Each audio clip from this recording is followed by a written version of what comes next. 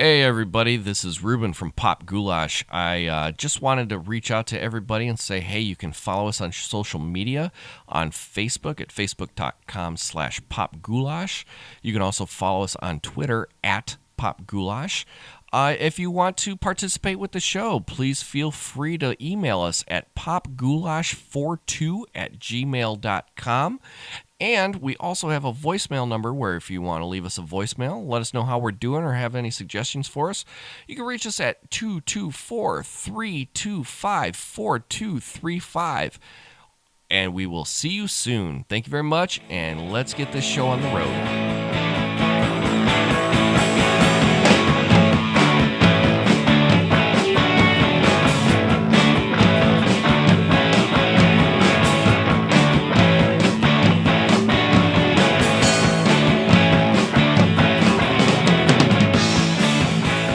Strap on your ear goggles, bitches. It's time for Pop Goulash.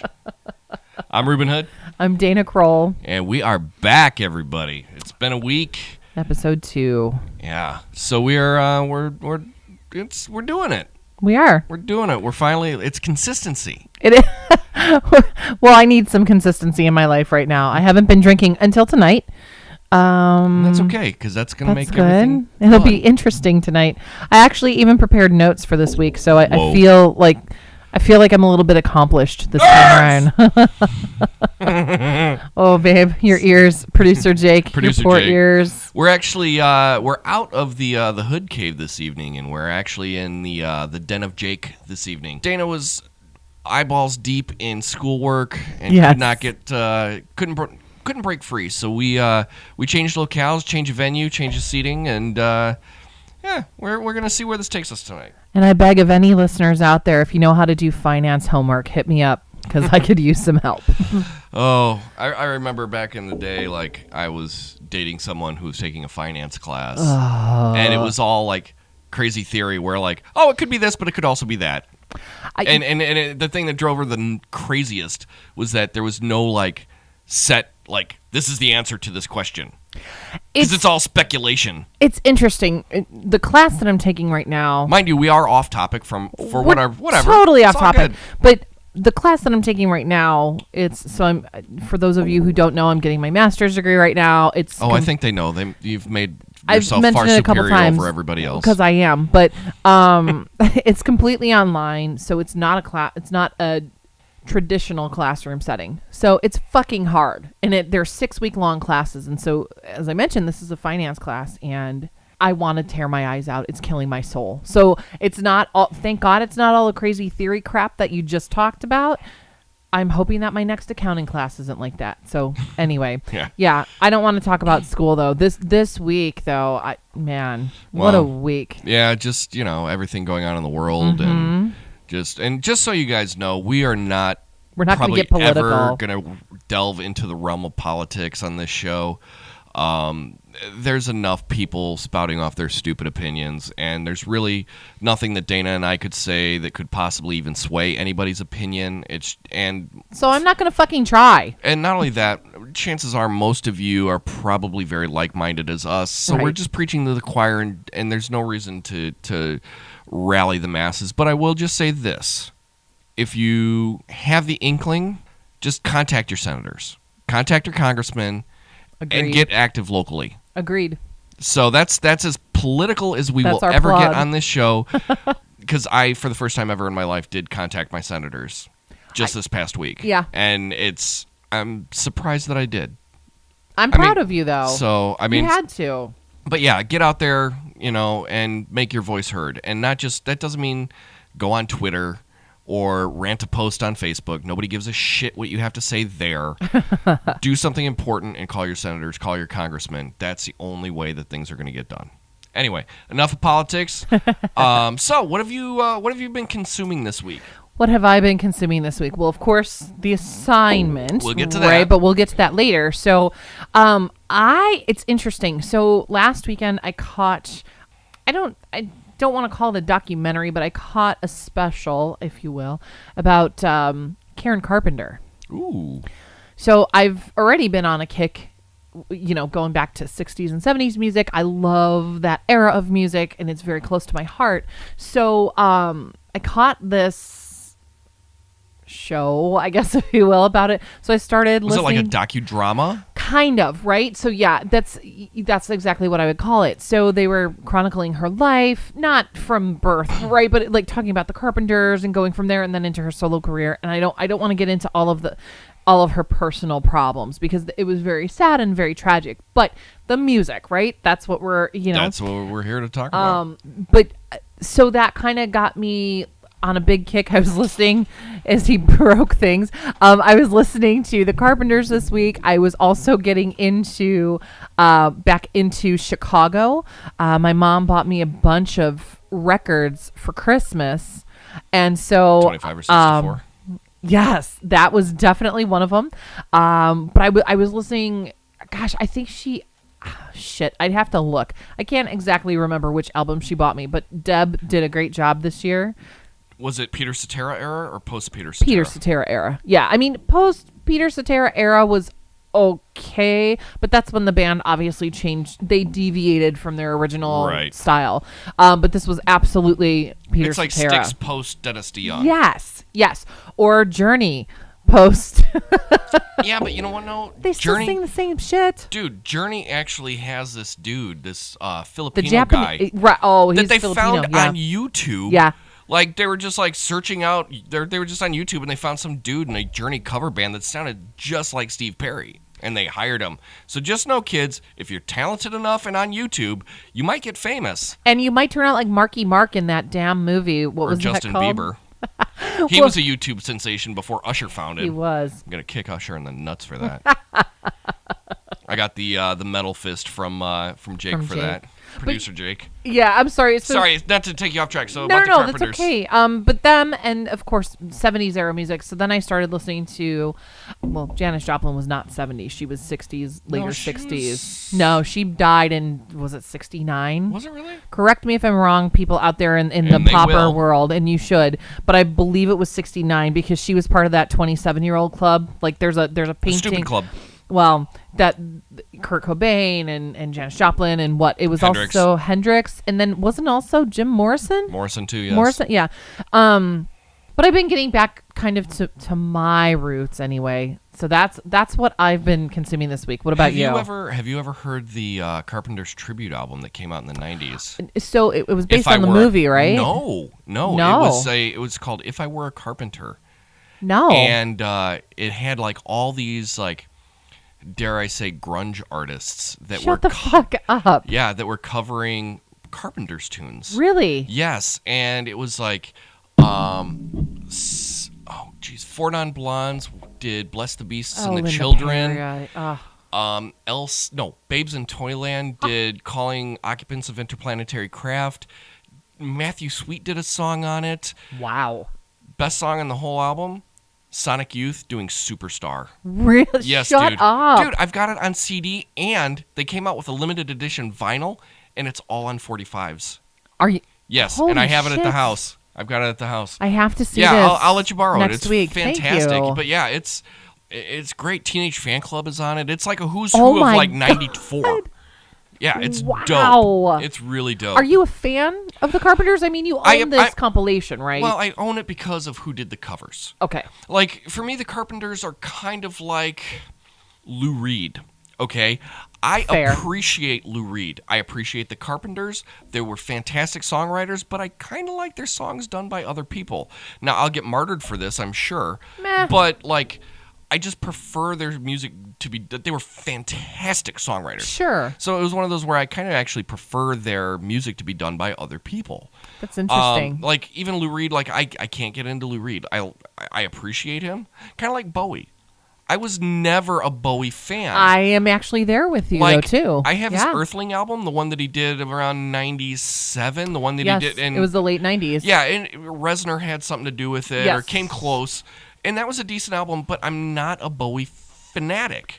Like, I'm there with you. I enjoyed Bowie. I like Bowie for what he did. I appreciated Bowie's music, but I was never a Bowie fan. Right. Like, when he died, like, I felt that something got sucked out of this world, okay? Absolutely. Like, when you have somebody of that talent. The creativity, yeah. And the prolificness of Yes. it. Like, the guy was a genius. I will give him that. And the span of his career on top of it. So it wasn't...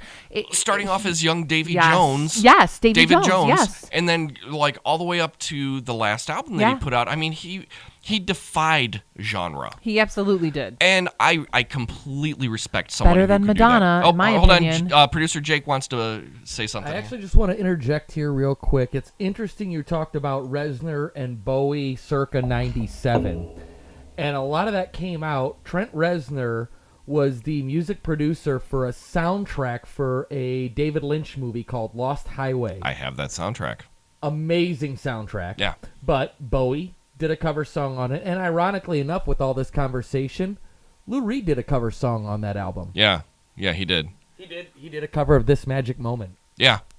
Huh. And I actually ended up getting that soundtrack because Reznor produced it. Because he also produced the Woody Harrelson Natural Born Killers soundtrack. Oh my God! Which one is of my probably favorite movies. like that soundtrack and the single soundtrack got me through high school. Like both of those. Well, shout out to Jesse about the single soundtrack being reissued. Oh, yeah. Yes, thank May you. May 19th.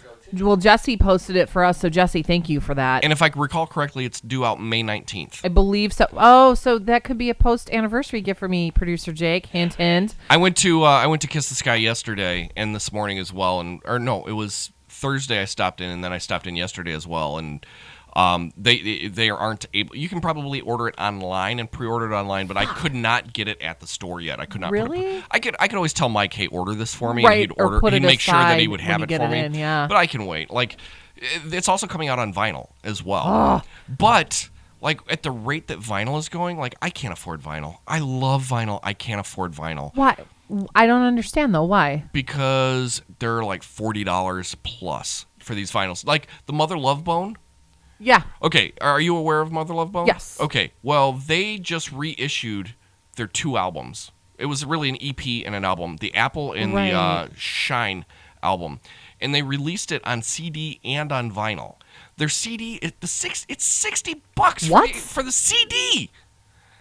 For the fucking CD. For the CD, it's $60. Can you purchase it on iTunes, or is it just like hard copies only? No, you can get it on iTunes, but you can also stream it on Spotify. And like, I hate to take money out of Kiss the Sky's pocket, but and they don't set the prices. No, it's not them. I absolutely know the that. The vinyl for it is almost $80. Fuck that. Like, Sorry, Mother Love Bone. Fuck you. Like, I want the Hamilton soundtrack on vinyl. It's a 4-disc collection. How much? Let me guess. Hang on. Don't tell me yet. $150. No, it's a hundo, but still, I can't afford it. I was fucking close, but that's you know how many really diapers expensive. that could buy? That's what I'm saying, though. Diapers and fucking baby wipes, man. Dude, seriously. That's bullshit. But like even Temple of the Dog reissued their album as a multi-disc set. I can't afford it, man. Really? It's, like for the first time ever this past year, vinyl sales have outgrossed digital downloads. It's interesting because I'm not going to plug the name of the company who does this, but there's a company, I saw their ads all over Facebook, I think about a year or two ago, and they sell vinyl. There's a couple of them out there, but this one particular, it was like you paid an upfront fee. I think I paid $75. It's like the Pop Box or whatever it is, yes. where it's a subscription service. My box is sitting right behind you. It's for Tim, not that one, honey. It's no, I know, but it says Fragile. It's a major award. But I bought one of those boxes. I paid $75, but the fucking box, like the guy handmade it. No, like right behind you, Tim Kinsella. Yeah, Tim Kinsella handmade every fucking box. Okay, and all of I think I've got like 7 or 8 vinyl pressings in there, but that was over a whole year, and he released shit over that whole year. So that was amazing for me because he was part of Joan of Arc and the Make Believe, all that stuff. All that music that I didn't listen to because it was navel gazer but music. That I'm gonna make you listen to now. And it was totally not shoegazer music. They were like fucking punk rocker, math rock kind of stuff. So, yeah. Okay. But anywho. So yeah, I did not know that though. That vinyl outpaced Yeah. It's making a comeback though, man. And it's the audiophiles that are into it. Right. And all the young kids, because it's a hipster thing now. That's totally what it is. Now, fuck that, though, because my first record that I ever bought was at a fucking Salvation Army store when I was 16. Actually, it was two of them. And I bought Simon and Garfunkel, and then I bought Grateful Dead, American Beauty. The Simon and Garfunkel was like a compilation. Yeah.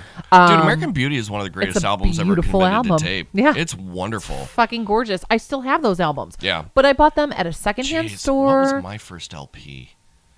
The first LP I think I received as a gift, I got Hysteria. Oh, by Def Leppard. Yay. And Aerosmith's Permanent Vacation. No shit. Yeah, for Christmas one year. All right, producer Jake is popping in again. Sorry, I had to jump in because I know you'll appreciate this. The first LPs I ever received were Star Wars and Empire Strikes Back soundtrack on vinyl. That's pretty dope, actually. So my husband's probably going to be like a third co-host here sometimes. He's going to be our Brian Quinn because if anybody listens to Tell 'em Steve Dave, which is one of my other favorite podcasts to listen to, Brian Quinn, who is now the star of Impractical Jokers. Yeah. He started off as their sound guy producer. He's my man crush too. I love him. Now he is an integral part of the show. I mean, I get it. But it was either, it had to have been one of those two. Actually, no, I take that back because we posted this as a question on our Facebook page. What was the first vinyl CD tape, blah, blah, blah. Oh, right. The first 45s that I ever bought for myself was Madonna's La Isla Bonita. Oh, God, the single? The single, the 45. And Joan Jett and the Blackhearts? No, Joan Jett and Michael J. Fox, Light of Day, the 45, with the flip side of Roadrunner. Both, if I'm not mistaken, were written by Bruce Springsteen. What the fuck was the movie, though? Because Light of Day. It was Light of Day? It was the Light of I'm Day. thinking of Bright Lights, Big City. No, Bright Lights, Big City was the one he did with Kiefer Sutherland where he was a coke addict. That's, okay, see that. But didn't she have a song or a role in that, too? No, if she I'm not did not. mistaken? No? Okay. No, anyway. it was just it was Light of Day. And he sang, or did he play? He sang, played guitar on that. Shut the fuck up. He sings? Yeah, dude. What? Dude, did you not see, Back to the Future? Of course, but I honestly did not Bitch, know. please! No, I honestly did not know that he sang. Yeah, oh. Dude, that was a low fucking blow. He can just have some weed and he'll be fine. Dude, and I remember a couple years back, I was actually living in DeKalb. I had the day off or something, but Michael J. Fox was on Good Morning America, and he was talking about his Parkinson's and whatnot. Yeah. And they were just walking around New York City, and he actually they put a pair of ice skates on him because he's Canadian. Eh? Really? Oh, you didn't know he was Canadian? We have a Canadian listener. I hope that they're still listening at this point. Dude, thanks, Producer Jake. Producer Jake is refilling alcohol our drinks. run. Also, Bartender Jake, apparently. Bartender Jake as well. With our bar in the basement. It was so wild. I'm just tracking. They put him on ice skates, and it was like nothing. It was like he just, the Parkinson's part of his brain shut off. Did it shut? Now, did you see? Okay, so we're totally going off topic for a second, but talking about that, there was a video of this man who took some.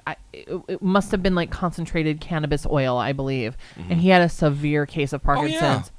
Fucking fine. Yeah. Yeah, it's almost like that. There was an episode of Family Guy a few years back where Peter had a stroke from eating too much hamburgers from fast food, and he goes. As I laugh and go to hell. It's a cartoon; it doesn't matter. Right. But he ends up going for stem cell treatment. And he's like, and he walks in, and he's all like, he's got his the dead side of his face, and he's like, his legs all pulling behind him as he's walking We're going in. to hell. I don't look, man, but. He walks into the stem cell place, and then he walks back out, and he's fine. He's like, "Why aren't we funding this?" Oh my god! I say the same thing about weed, man. I agree with that, though. But so we're advocating other things tonight. So anyway, but yeah, so yeah, vinyl. I'm just priced out of vinyl at this point, and I have a dope ass vinyl collection really right now. Sad though. Now see, but because obviously the demand has gone up now, right? Like thank you, babe. Because the demand has gone up so much, it kind of infuriates me. So when Jake and we went to Austin, Texas. And I don't understand why everything has to be pressed on 180 gram vinyl now either. That's the other question, right? I mean, look, I understand that it's good for sound. Sure. And it's a more sturdy record. Like, I mean, I've got albums at home where, like, you can... They I'm wiggle. shaking my hand. Like, you can see me shake my hand. But I'm shaking my hand, and Looks they like he's wobble. beating off. Yes. But, like, they wobble. And, you know... I have records like that, though, too. It doesn't need to be on that heavy of a weight, right? So... Exactly. But so Jake and I went to Austin. It'll be 2 years this year, and I love Austin, 2 years Texas. Thank you. I cannot wait to go back. I love anyway. So we went there, and there was this great record store close to the downtown area. It was like it was weird because it was like right by the highway, but you would think that that's just a weird location, okay? And so it's a Saturday, I think it was a Saturday night. We fucking walk into this record store and wall-to-wall records. I'm like, yes. I was praying that it was used records. No. Everything was a reissue. I bought Red Hot Chili Peppers reissued I remember albums. that. Yeah.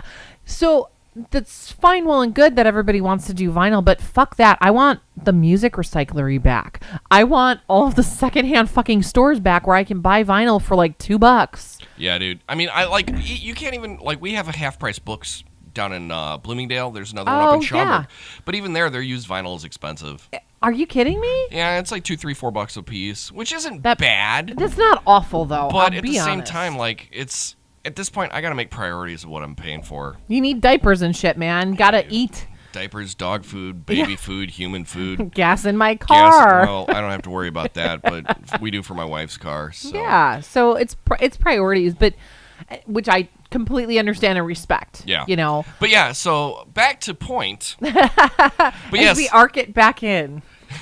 Arcing ropes of anyway. But I will be more than glad to let you borrow that Carpenter's compilation. I would love that. Thank you. So cool. Thank you. I would it's so love weird that because like the '90s were awesome for like these weird little compilation Yes. albums that would come out, and like you just can't find them anymore. Well, like the X Games, the first X Games soundtrack that came out, it was rad. Really? Like there was so much good stuff. I mean, it was totally like bro frat music.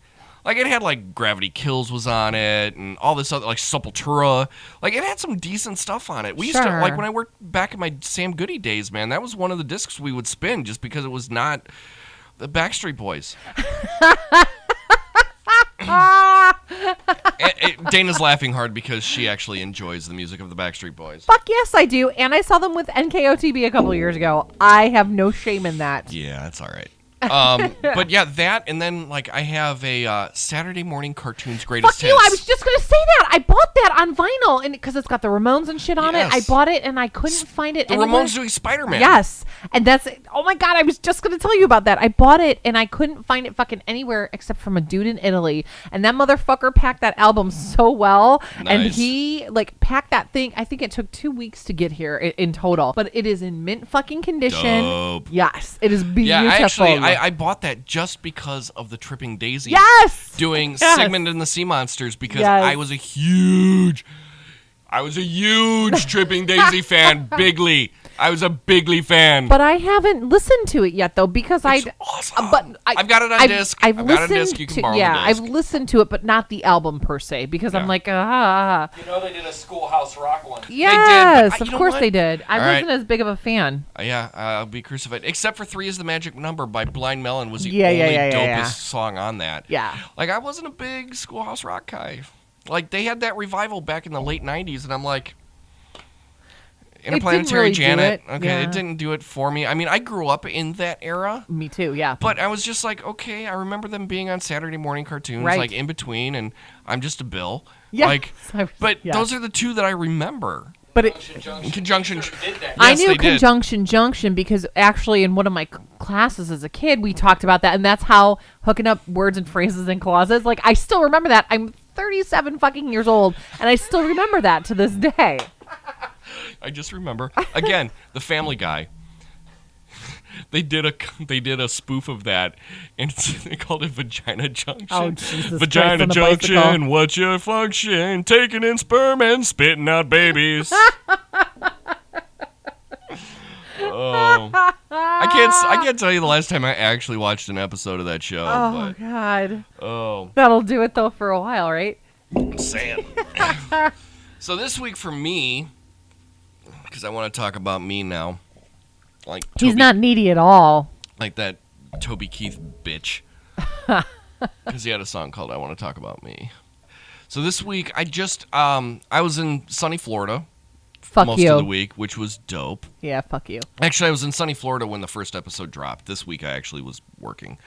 But while I was in Florida, I actually read Volume 3 of this comic series called The Runaways.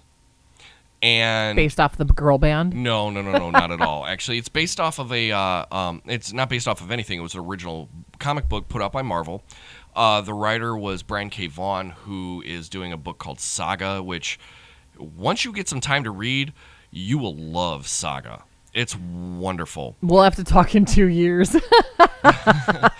But it's written by Brian K. Vaughan, and I can't pronounce the guy's name who did the artwork, but it's very almost manga. And I'm not a manga guy at all. Like, I don't care for, Japanese animation Right. or, Anime crap. Anime, yeah. like, I appreciate it for what it is, Sure. but I'm not going to search it out. Sorry, I don't mean that anime as crap. I was just Anime, in passing. crap. Yeah. But I'm not going to search it out. It's not in my wheelhouse. I don't particularly care for it. But Right. I like Brian K. Vaughan as an author. He's written some amazing stuff. So he was the author of this. And it's about this okay, so Volume 1 of the complete series starts off as all these teenagers are getting together because their parents get together once a year, and they get kind of pushed aside to be, just hang out with the kids, and all the adults go to another room. Well, they get tired of just hanging out with each other because they're dumb kids, and so they find a secret passageway somehow in this house, and they find out that their parents are part of this clandestine evil organization, and they're all supervillains. Wow. And they're like, F you guys, we outie. And so they run away from their parents.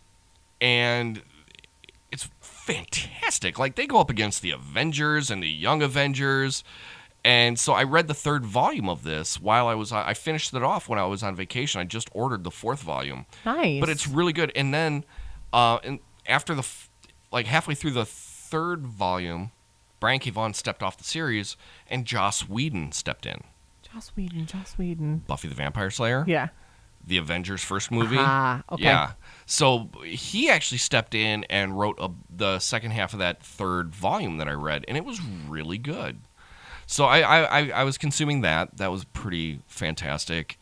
But then I've also been listening to the new Childish Gambino album. I honestly have no idea. And I have to interject, and I tell you this because I don't fucking know. I was telling my friend John, I have no idea. I feel like I've become one of those old people. I'm not old, but you know what I'm saying, who's kind of like stuck in her ways. I am as well. And like Mike at Kiss the Sky relentlessly gets on to me about it, because I'm like, man, all I listen to is the same crap I listened to 10, 15 years ago. Right. And he's like, I never expected that from you. I would always anticipate you, That you would to be be on on the top up of and it. up. But at the same point, it's like, look, man, life happens and shit gets in the way. And there's some shitty shit out there right now that's not good There either that I is. don't want to consume. Right. But so Childish Gambino is the actor Glover. Producer Jake, you might have to cut Glover? this. Danny Glover? It's his son. No, it's not Danny. No, they're not related. Oh, they are? No. Donald Glover is the actor. So it's Donald Glover. He was in Community. I don't know if you ever watched Community on NBC. Oh, God. I think I watched 1 or 2. Well, he was the black guy. And The African-American fellow. they call each other black folks. He is Childish Gambino, and he's released 3 albums so far. The Is first, he like a rap guy? well, yeah, I'm sure he's got one of those rap guys' girlfriends. But fist pound for Jake. Thanks, producer Jake. But his first album was straight hip hop, and it was one of those albums that I listened to for an entire summer. Really? It is incredible. Like, very lush string arrangements and just not witty, clever rhyming. And Okay. filled with like pop culture references to like TV shows and like R2, like Star Wars references, which coincidentally Donald Glover is going to be playing Lando Calrissian in the Han Solo Star Wars movie. I don't know what the fuck that means. Can you please educate your wife? No, not tonight. Guess Producer what? Jake. You can make it part of the podcast. Hey, Jake. Fucking A, I Hey, can. Jake, guess what? Go fuck yourself. And you're fired. Bye. So, but yeah, so he's going to be in the new Star Wars movie that's going to be a standalone. Anyway, he released his second album his first album was called Camp. Excellent album. Like, stellar record. I love that album. His second album was called Because the Internet. That album is the OK Computer of hip-hop.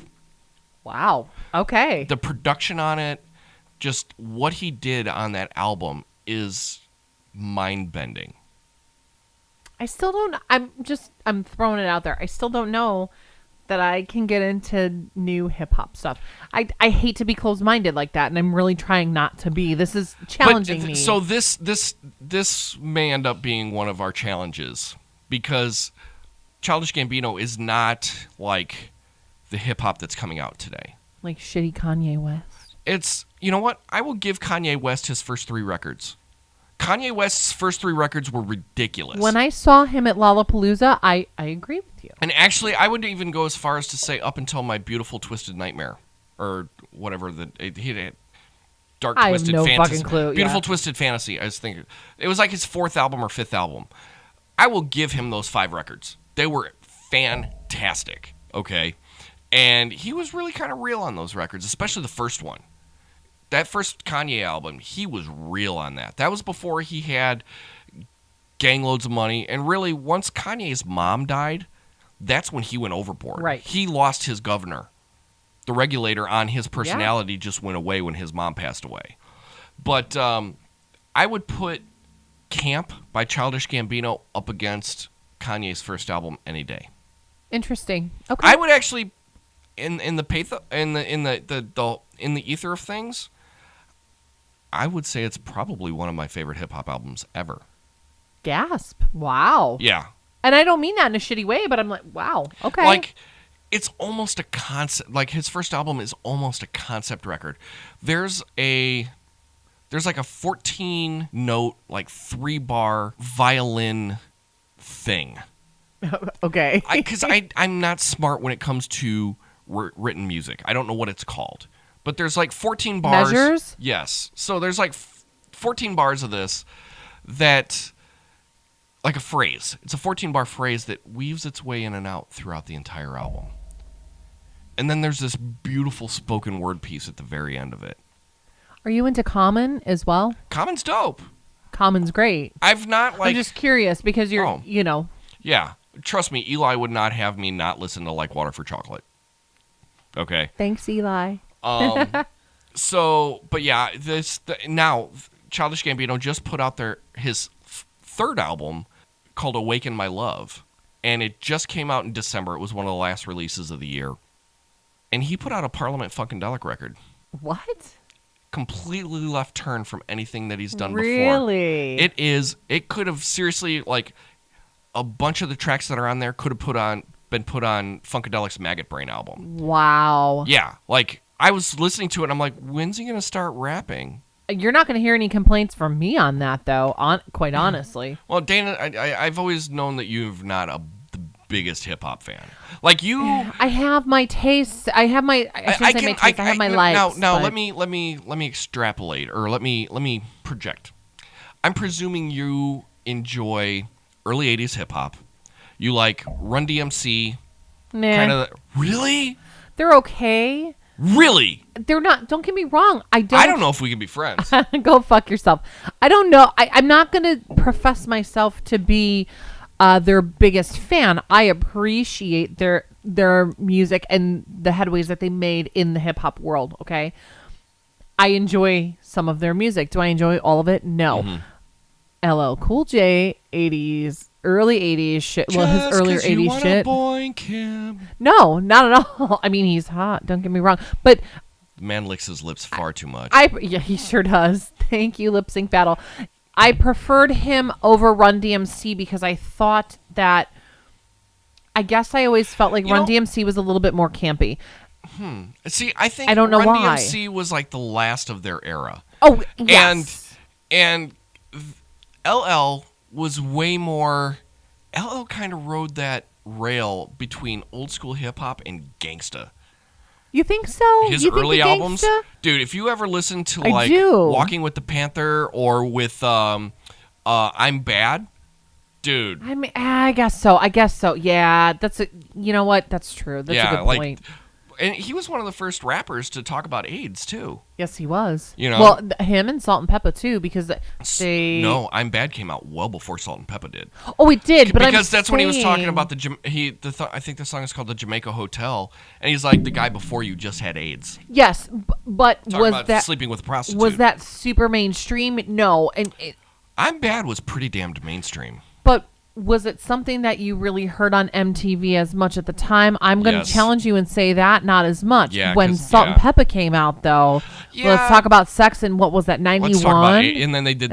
Let's talk about AIDS. Yeah, that's what I would say. Well, and Freddie Mercury, right? So we could go on this whole tangent about that when Freddie Mercury finally came out and told the press. Yeah, It was like 89 to 91 was like Yes. when it all exploded because that's when Queen Ryan put out their White last album. happened to, and then he passed away. Yeah, and the then whole all Ryan that White shit. thing. Yeah. Yeah. God damn, we're getting a little bit deep tonight, man. Getting deep, bitches, deep. Sorry, I didn't mean to say the GD thing. The wine, it came out with the wine. We're getting balls deep in this bitch. Total balls deep. Okay, so after a quick pee break. We've totally broken the Totally flow of broken this the flow of the conversation. convo. But anyway, But the flow otherwise was fine. It was great. so I've been listening to Childish Gambino, and it sounds like a damn Parliament Funkadelic album. Nice. And it's incredible. But yeah, you'll have to listen to that first Childish Gambino record because it's incredible, and it's not like hip hop of today. Like, I will say this: it's not like mainstream hip hop. That's the thing. I'm not digging mainstream shit. It's not trap music. It's not like this. It's not awful. It's hip hop done by an intelligent human being. But I think that's the difference for me though too, right? Because I can't honestly say that I've enjoyed any hip hop since the late 90s. And again, I don't care if that dates me, but I feel like the message has been lost for a long time, and that's where I like. So where do you stand on Eminem? I honestly never really got into him. Really? Did I listen to his first album? Yeah. Can I appreciate what he did? Sure. But do I want to go to his concerts and wear his T-shirts and talk about his shit? No. I didn't I'm not say saying to that go that you did. far. No, but I actually saw him on his first tour. I remember you showed us the ticket stub too. It was unimpressive, but I had a feeling. Well, he was really high at that point in time in his career too. But as a lyricist, he has something to say. There is, it's not necessarily great things to say, but the way that the guy puts together his words it's no less than genius. It felt like, to me anyway, almost like a diary. That's how some how of his stuff felt. is. Maybe Some not of his all stuff of it, is, yeah. yeah. But that's how it felt to me, and so I can appreciate that for sure. 8 Mile. Yes, right. I never saw that movie though. It's a good movie. I think I have. No, I don't have it on DVD. I've got it on DVD. But if you watch the Bonus scenes? the bonus scenes and the bonus features, you go through the bonus features. They were actually going to do a montage scene where it shows him going through Destroying different all the battles, battles. and they were going to have just music over it, and he had laryngitis, so they didn't want him to talk on the mic. But he had all these locals from Detroit getting on the mic and just sitting there insulting him left and right. And this guy comes up and does halfway decent, and he starts to like he's lip sync or just fake it. And the then guy he just says, "Fuck it, destroys you him." know what? I'm going to turn this mic on, and he just goes to town, just right there and freestyles it on He the spot. yeah. Well, so I've been to battle raps before. Have you really? I dated this douchebag quite a few years ago. Well, which one? I mean, there's been a long Exactly. list. There's been quite a fucking few until I got married to my husband. Well, that's debatable. I can't say I disagree. I'm fucking kidding. I'm with you, kidding. Jake. No, but I fucking went to battle raps with this dick bag, and they were actually very cool to be a part of. It was in like Bucktown area. I thought you were gonna say it was in like Lake County. No, it was in Antioch, Illinois. Fuck that. No, it was when I lived in the city. We were in and Glencoe. And We were hanging So out in just Northbrook at the just mall. So anybody knows, I don't think we've really ever said. Oh, we haven't. We're in the suburbs of Chicago. Yes, we're in the western So, suburbs of Chicago. we dropped but we both lived in Chicago at some point. at some point. But yeah, so we are based in the suburbs of Chicago. I did have somebody ask us where we were based out of. And yes, we are based out of the suburbs of Chicago. So in case anybody has any questions about it, That's where we fucking are. We claim Chicago because that's what we do. Well, I don't claim Chicago because fuck that, because I moved out of the city. Here's the thing. If I'm out of town and somebody says, well, where are you from? I'm from Chicago. You know why? Because nobody knows where the fuck Hanover Park is. Oh, no, I never say the name of my city. I'm like suburbs of Chicago. People are like, oh, okay, that's respectable. But yeah, anyway, so back to fucking battle rapping. Okay, so I did attend a couple times with this dude, and again, I was very much out of my element. I shouldn't even say Donnie. a couple times. I kind of right. I kind of felt like that, but it was very compelling. I think that's the best word for me to describe it. It was extremely compelling because you see these two, and it was all men. I mean, there were no women at this particular battle. But you see these guys get up and start fucking spitting rhymes and going back and forth, and you get caught up in it. Oh, I'm sure. You really do. You know what it felt like to me?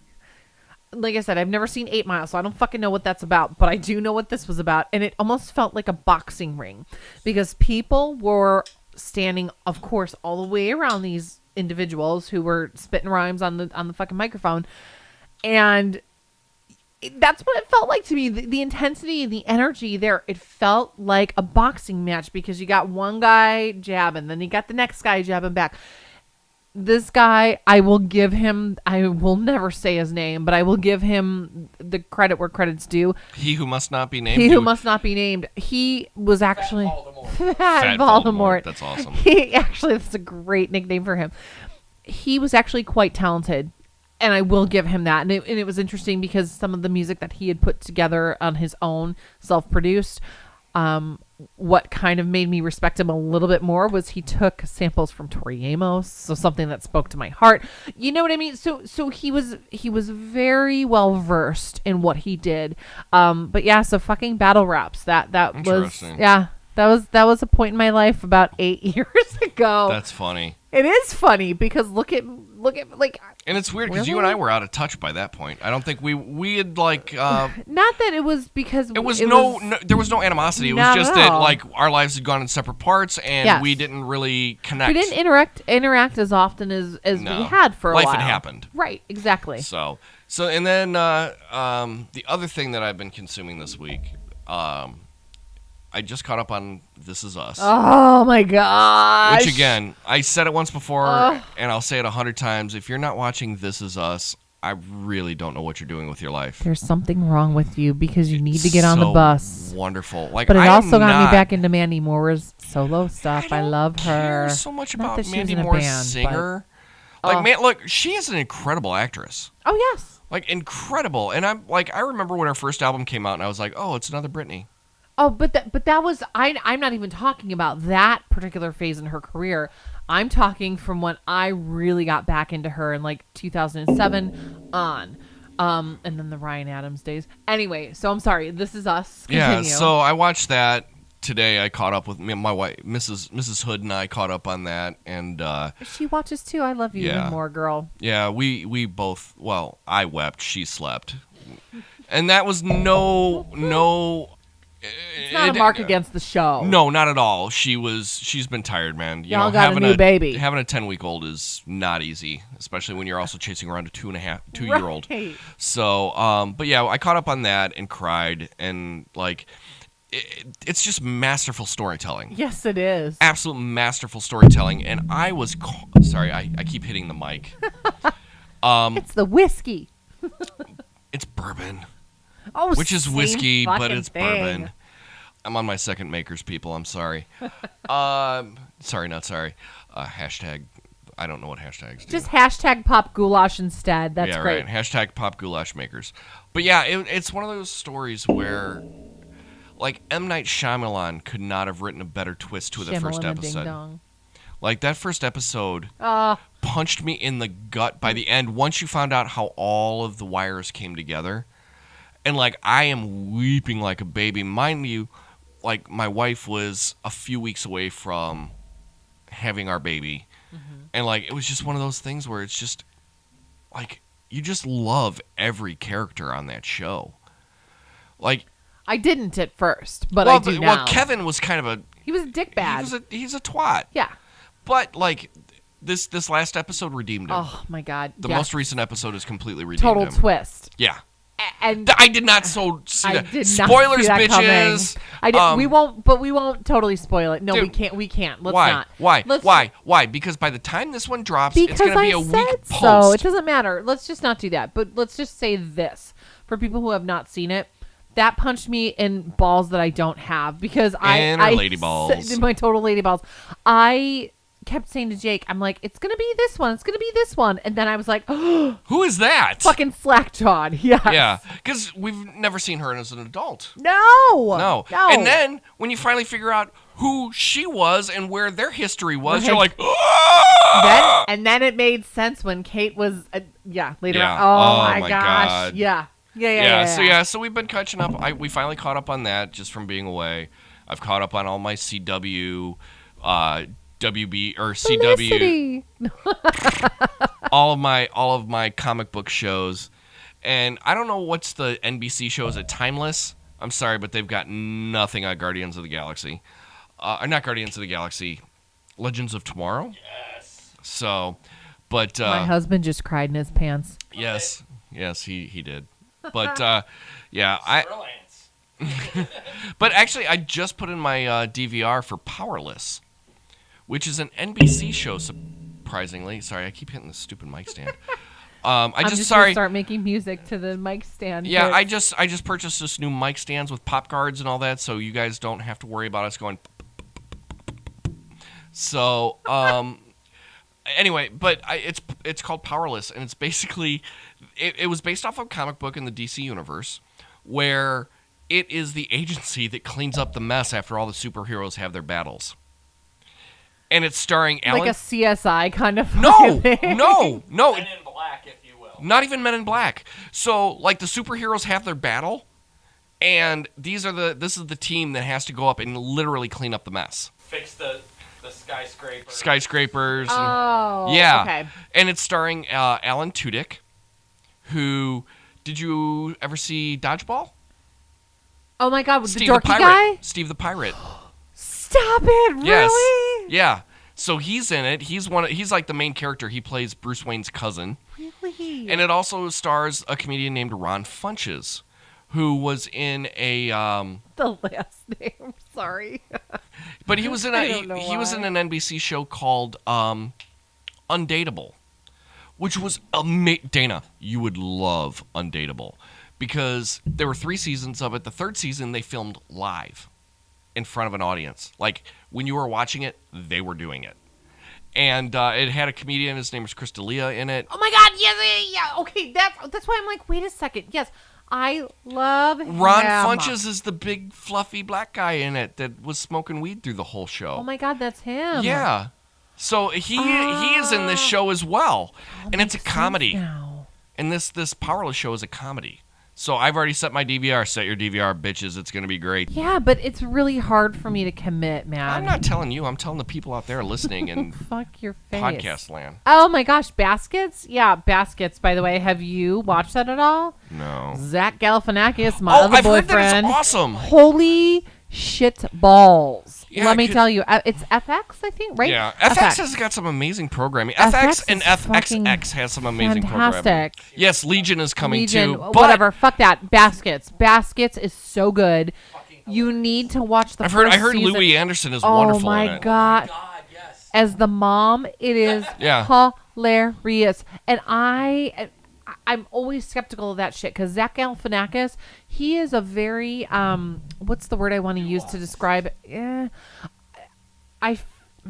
Nuanced. Yeah, I think acquired taste. He's like that kid that would sit in the back of the class and pick his boogers, but Yeah. he was really hilarious. But Yes. you don't really want to hang out with him And too he might have much. shat his pants a few times too, but he had really funny things to say. But no, he is fucking hysterical in this show. 2 different characters. Oh, He really? does. He's twin brothers in the show. Oh, that's cool. I did not know that aspect of it. Hilarious. He's a fucking clown. I mean, obviously you've seen some of the previous. Hilarious. Anybody out there, watch that shit. That is one show I will definitely commit to because it doesn't fail to deliver. Producer Jake wants to come in. Best way I could describe it: if Napoleon Dynamite grew up. Interesting. Now, see, you know what? I don't know that I agree with that. I'm sorry, Reuben. No. I'm sorry. But just the dynamic of what's going on here. Just so you know, Jake is minding the boards, and Dana and I are speaking. But have you ever seen Iron Chef?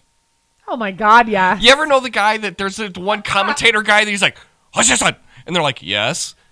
And then he gets it allowed to That's speak. Jake. And then he'll be like, "What's this one?" And they're like, just keep talking between them. Hutchison! Keep talking between them. They're like, fuck you can't talk right now. We That's don't know what totally how Reuben's really trying to translate, but he's doing a damn good job. Hadouken! That's totally like Hadouken to you. to you. To you. So that's kind of how it feels with producer Jake right now. Is that like he's like we can tell that he's getting ready to speak because he like stands up a little bit like a dog that's getting ready to like look out the window. Exactly. It's totally that fucking move right there. It's like riding the horse, like the fucking horse carousel at Kmart when you were like 5. That's what it looks like I to get all me. excited. My eyes perk up. My ears perk up, even though I've got the cans on. Oh my god.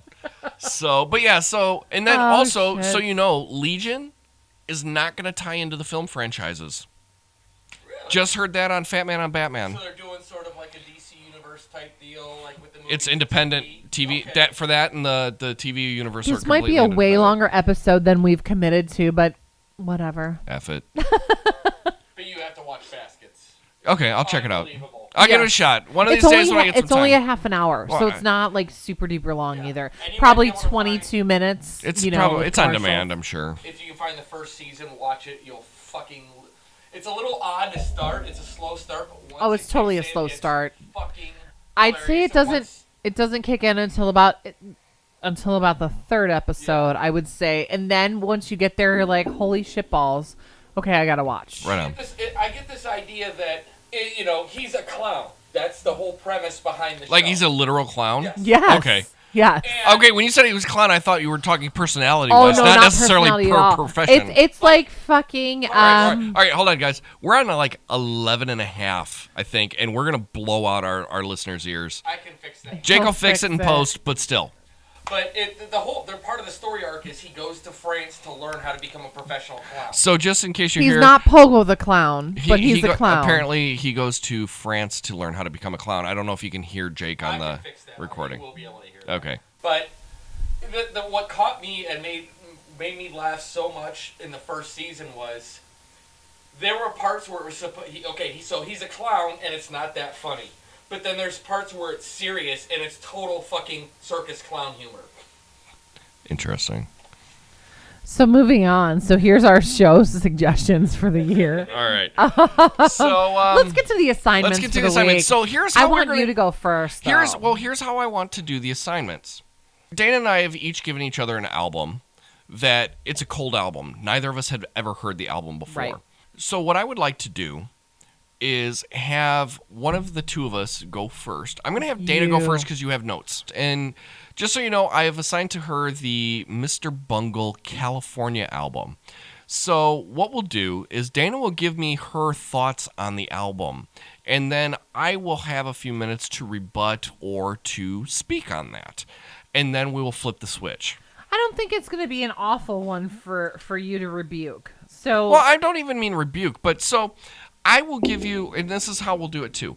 I will give the listeners, you wonderful folks out there who are taking your time to listen to this episode, I will give you an idea of what Mr. Bungle is as a band. you should do that before I start talking Exactly. about the album. And Yeah. then Dana will give her Yeah.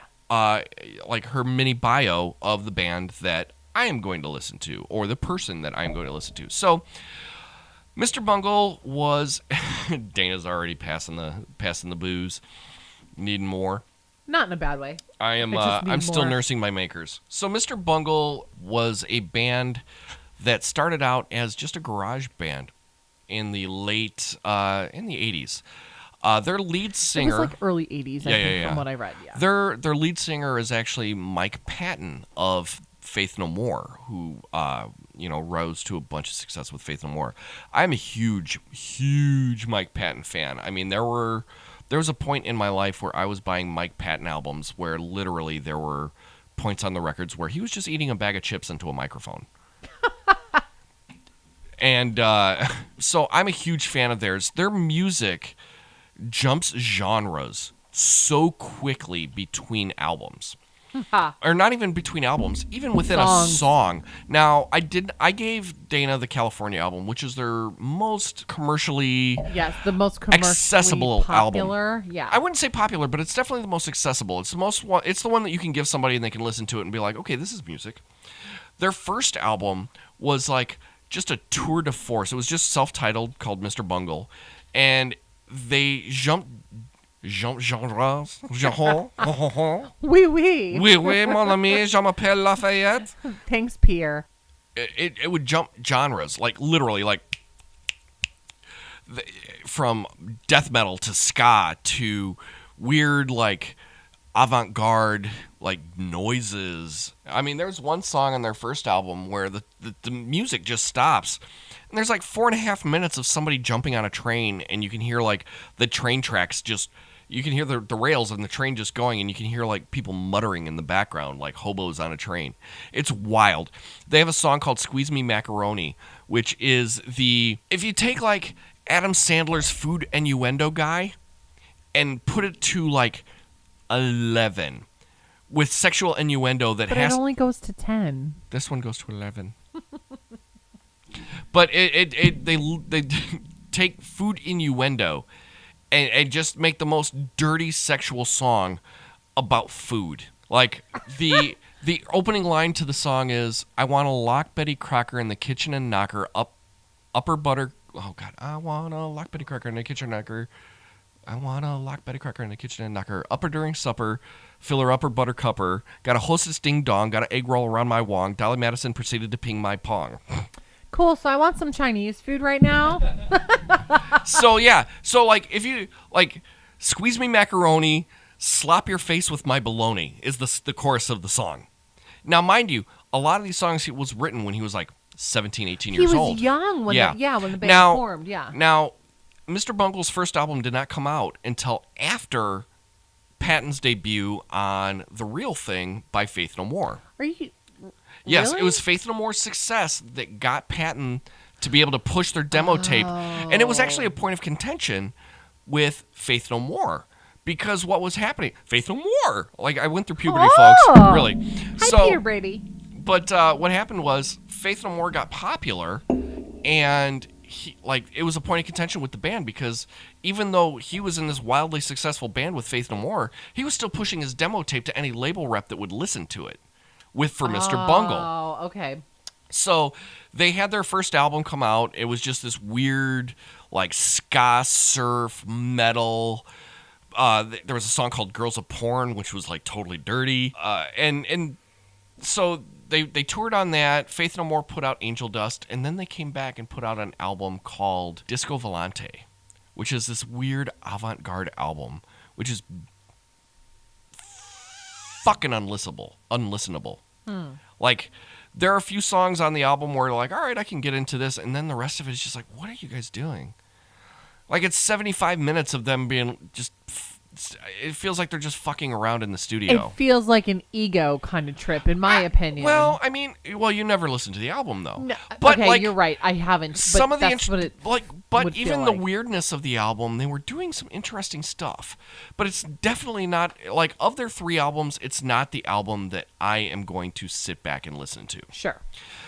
The first album, the self-titled album, in California are definitely the 2 that I will. Sure. Now, do I want to give my thought on the album first, or should I let you give your album? No, let me. All right, so Dana is now 2 weeks in. It's been about 2 weeks since the assignment was. Yeah. And so Dana is now going to give you her thoughts on the California by Mr. Bungle.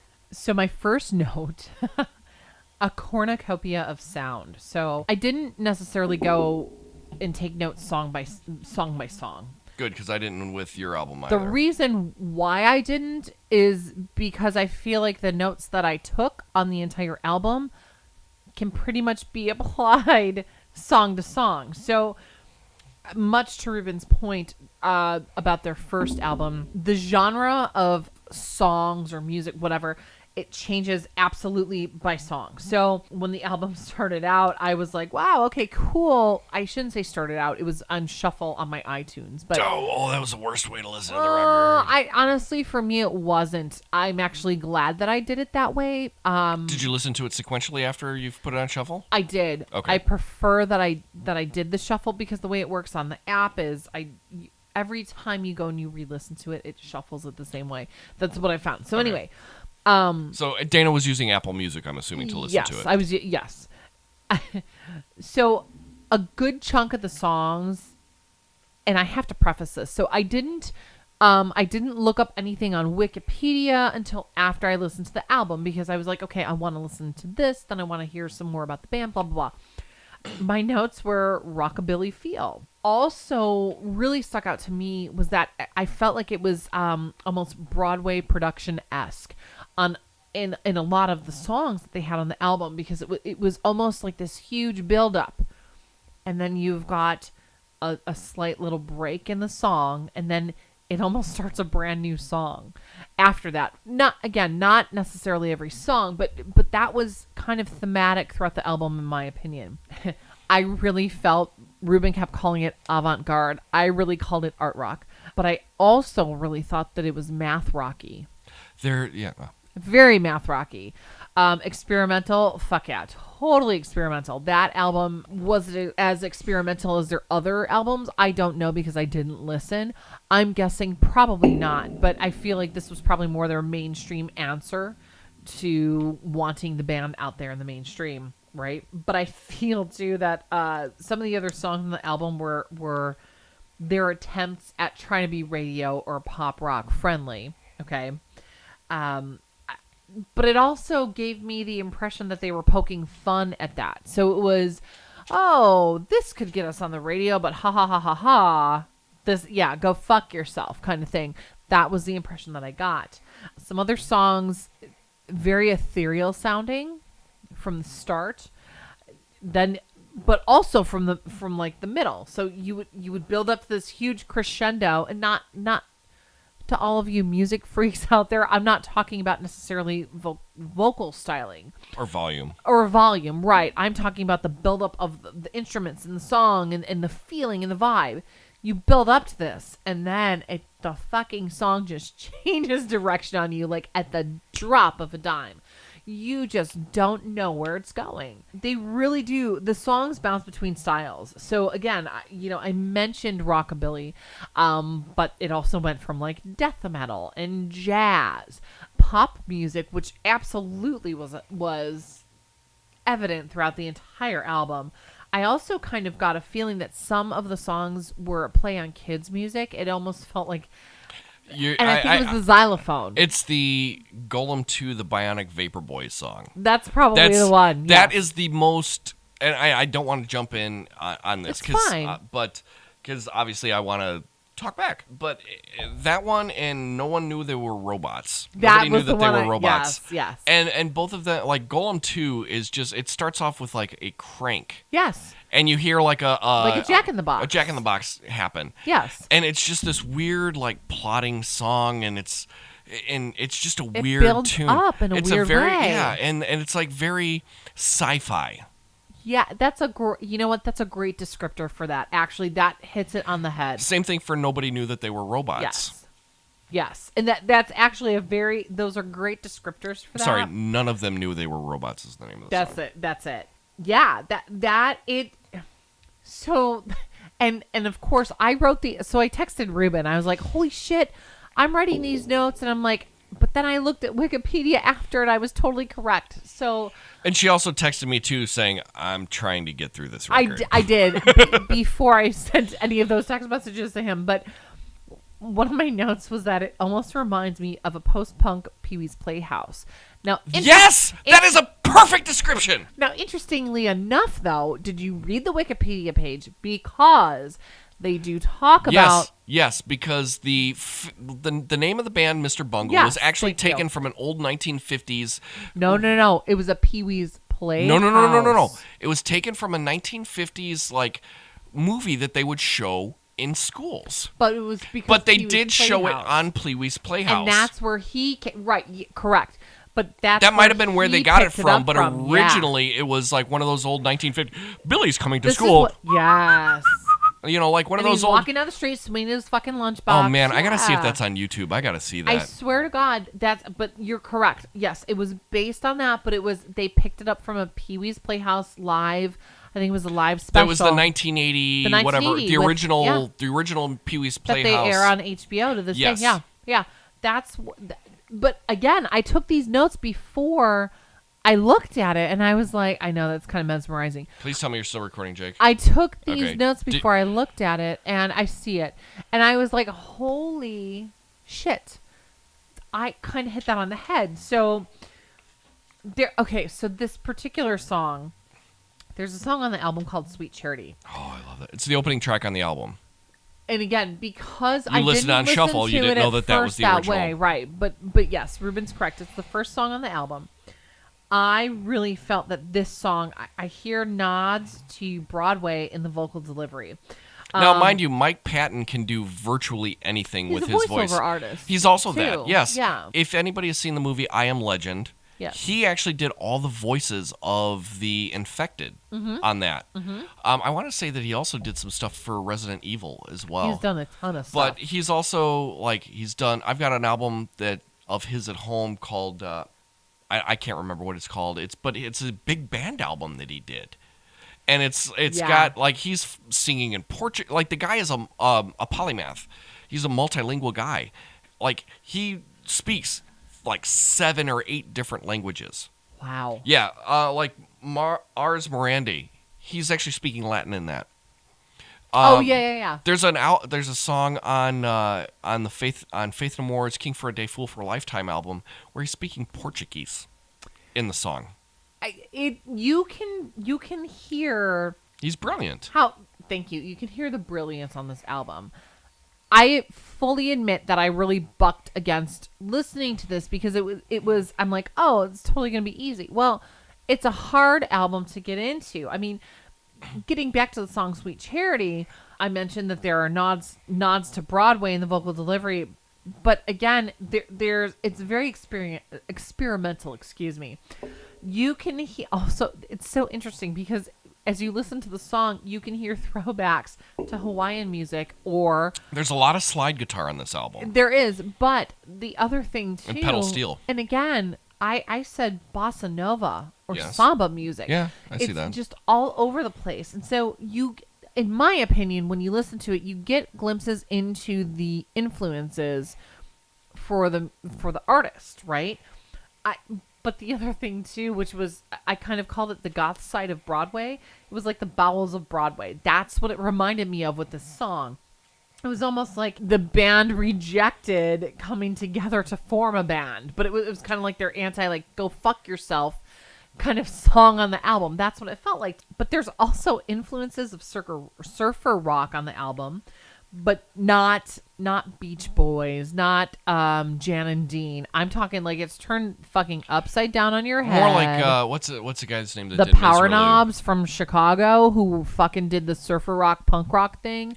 I think I saw them. I saw them. They opened up for a band called Crane that I loved, that I went to high school with. I saw them at a rectory. Maybe? Okay, and they had some dude that would come out. He had he wasn't even he was just a dude in the band, but he didn't play an instrument. He ran around with a guitar that had LED lights all over it, and he would just pretend to play it. And he was running around through the crowd. Knobs? It might have been, dude. I'm also talking 24 years ago at this point. No.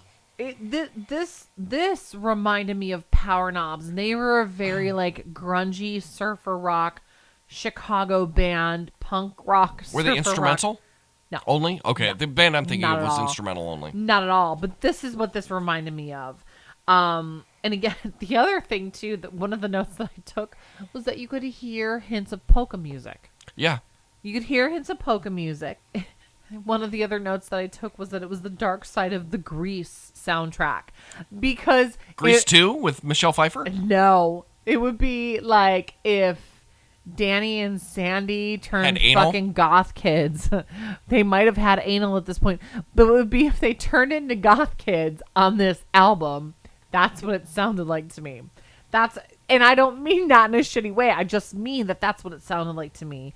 Yeah, to me, it was kind of, the name of our podcast is Pop Goulash. It was a goulash of all of these genres of music. And so if I have to sum it up into anything, I would really say Mike Patton's voice is fan-fucking-tastic. He has a gorgeous tone, beautiful voice. But it's really, overall, I feel like the album is kind of an homage to the 50s and 60s. But I also say some of the vaudevillian throwbacks. There's a lot of humor. There's a ton of humor on this album. Did I dislike it? Not at all. I thought it was definitely a challenge to listen to, but it was a welcome challenge. It turned out to be really good. So, was there a particular track that stood out for you that you would be like, that's a song I could listen to again? I really have to say, I know it's going to sound trite, but this is the song that stuck out to me that I took the most notes on, Sweet Charity. Really? That's the song. And the other robot song, I can't, the title escapes None of them me. knew that they were None robots. of them knew that they were robots. That would be the second preference. Which is interesting because in the actual track order of the album, that's track Sweet Charity is 1, and None of them knew they were robots is track 2. Is it really? In the chronological track order, yes. See, that's interesting to me though to hear that, because like I said, you gave me the physical CD, but being at work during the day. Do you not have a CD player in your car? No, I do, but it was easier for me at work. On the way to work, I listen to podcasts. It's easier for me to decompress, but at work, listening to a CD is a little bit more difficult. So I have it on the Apple Music app. Mm-hmm. So I found it on there, so like I said. I don't have Apple Music because I hear it's really difficult to use. It's so not difficult to use. That's bullshit. Is it kind of like Pandora, where the only way you can listen to shit is on shuffle? No. Oh, okay. No, not at all. Actually, it's way better than Pandora. Or if I had to compare it, it would be similar to Spotify because you can download shit and whatever. Okay. But there's also, and just so you know, we're not endorsing anything. We're not endorsing it's one just way or the other. That's what I have for my phone. They also have like a For You section, but you can search shit like you can on Spotify. Gotcha. And that's how I found it, just because, like I said, it was easier for me at work. So my next question would be, would this be an album you would listen to again? You know, at first I didn't think so, but yes, I think I would listen to the album again. I think. Would you be willing to check out other stuff in their catalog? Possibly. But, because you said that the second album was not very listenable, no, I probably wouldn't check that out. That particular album? Yes, that particular album. No, I probably wouldn't check it out. The first one, I would probably check that out, but would I recommend all of their CD collection? You don't know. You've not listened to it. I don't know because I haven't listened to it. This particular album? This album, though, I would absolutely suggest it. I think if you're looking for something different, if you're looking for something that is completely off the beaten path, this is what you want to listen to. Again, like I mentioned, math rock, surfer fucking rock, punk rock, metal. The way that I had always music. described this album is it's the Beach Boys if it were filtered through Frank Zappa. Actually, that's fantastic. Like I said, post-punk Pee-wee's Playhouse. Yeah. You know, that's kind of my stamp of approval. I saw these guys twice. Oh, you did? On this tour. I've never seen them before prior to this, but I saw them twice on this tour. I'd always been a fan of the band because I've always been a fan of Mike Patton. I've always been a fan of Faith No More. He's got a great voice. Anything that he's ever touched has been interesting.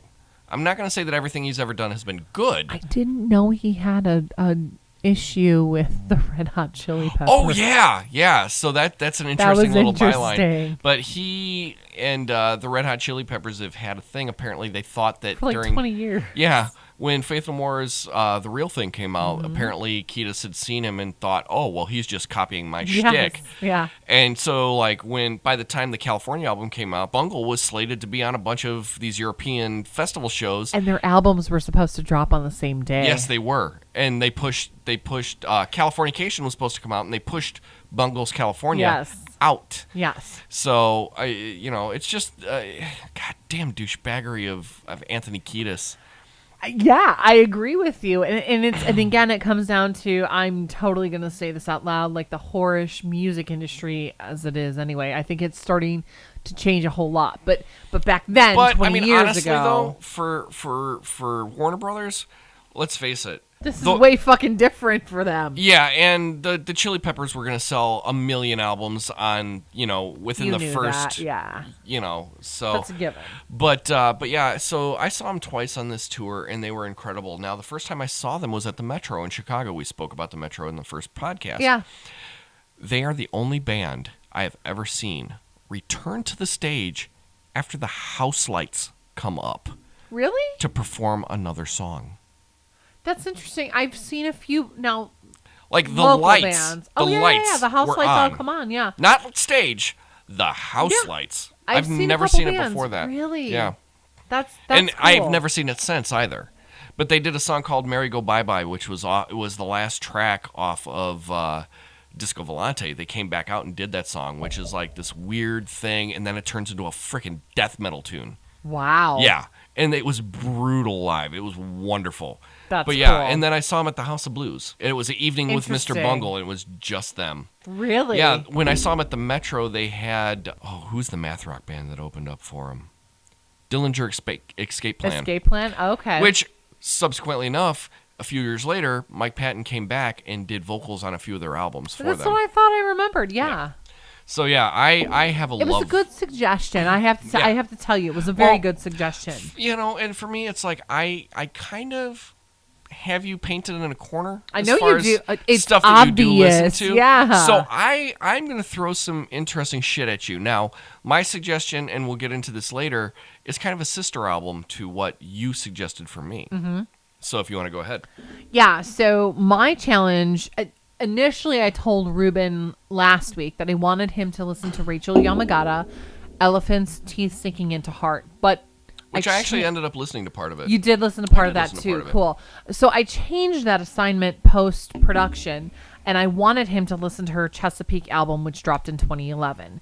So a little bit of backstory about Rachael. I got into Rachael. This is kind of cool because it connects Reuben and I. Reuben and I, we talked about autos the last time on here. Again, it was when we went to Northern in DeKalb. I remember this night. Yeah, this was a great. This was a cool fucking night for us. So we had gone to autos, and one of his buddies was like, "Oh, we have to see this band Bumpus." I think it was Tim Berger. I think it was Tim. Shout out And to Tim Berger in Berger, Japan, hey. who will be listening at some point, but he's got a You lot going on right now. Better. That's great. I do too. So so we go and see this band. It was Rachael Yamagata. yeah. It was like a Wednesday night. In fact, I think it was a Wednesday night. And Who knows? You go to autos. It's fucking dead. And I think The band Monas. Bump? I think Monas Monas might have was been there. with us too that night. There was 5 of us there. Quite Ron literally. Monas is a buddy of ours who went to college with us, but he's also a professional BMX rider right now. Who? Ron Monas. Oh, yeah. Ron? Yeah. We go to autos. Bumpus is performing, and they're from Chicago. Now refresh my memory, because I was really high that night. I know and you were. Probably a little drunk. If my memory serves me correctly, it's going to be one of your assignments. They were very 70s funk oriented. Definitely, yes. Definitely Okay. funk-oriented and jazz. So we go and we see them, and I'm like, holy shit, this sound is incredible. And I look, and I see this girl playing the tambourine, this long, dark hair, fucking singing, and I believe she busted out with a cover of Aretha Franklin's Rock Steady, and I was like, fuck yeah, I'm hooked. We go back to Reuben's buddy's place, and they come Where back. I promptly proceeded to pass out in the armchair. He did. Which but- was, if you ask anybody from that point in time in my life, I was the guy that would come to the party, rage for the first 15 minutes, get wasted, and pass out. Well, and he did do that. He delivered. And so If anything, I'm consistent. we're hanging out at his buddy's place, and the band comes back, and we're all taking shots of Yeah. sake. I don't know how we got them to no, I because don't I was know too busy. how. I don't know how, but they came back with us. I feel like somebody knew them or knew one of the guys in the band, and they came back. But all I can recall from that night is, not all, but a really great memory of mine and Rachael. I think we've reminisced about this a couple times. I saw her sitting with James in the corner on like one of those. Barca loungers. Yeah. And she's writing in her notebook. And so this Reuben guy kind of creeped me out. He's a dickbag. He was trying to touch my boobs. Yeah, not really. But this is probably 2001. Like it was 2001 because it was right before we graduated. And no. It had to have been earlier than that because, and this is how I know. Nick lived with me in 2001, 2002 before I moved out of DeKalb. Yeah, it was 2001. And it was at Tim Berger's apartment, which was over by the old Molly's. Yeah, but Tim wasn't living with... I didn't hang out with you until like 2001. All right. We can have that discussion offline, but sure. I know for sure because it was the year that we graduated. Anyway, they came back, we're hanging out, and then I was like, holy shit, I'm hooked on this band Bumpus. Bought their CDs that night. My friend Sarah was with us. So we go, I don't know, I think it was like a couple months later, back home in Palatine. I go and I see them again. I get hooked. Rachael has a phenomenal voice. Bumpus is a fantastic band, but Rachael kind of really stood out. She, to me, was kind of like the shining beacon. And She broke off. She did. She broke off from them. Not in a bad way. I mean, the band had been together for years, but she broke off from them in 2002 after she had done some solo Viper Room performances in LA. She was doing showcases and shit here in Chicago. See, and the interesting thing is, in a little bit of the research that I was doing, I didn't realize that she was not originally from Chicago. I had assumed that she was from a Chicago band. I assumed that she was from the city. College band. Total college band. And so it's funny, my friend Kevin, who I'm still friends with, they knew each other younger days. They went to high school together. Oh, wow. Then he moves out here. She moves out here. Whatever. So they're out here. She breaks off from the band. She gets signed to Sony. I believe it was Sony.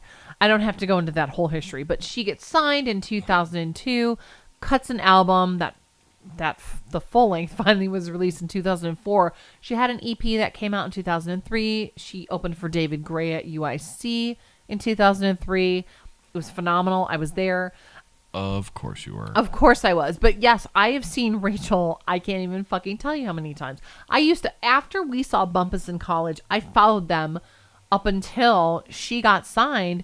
But I auditioned for Bumpus. Did you really? I did. She and James helped me audition for the band. Like, they helped prep me, and then they helped me audition.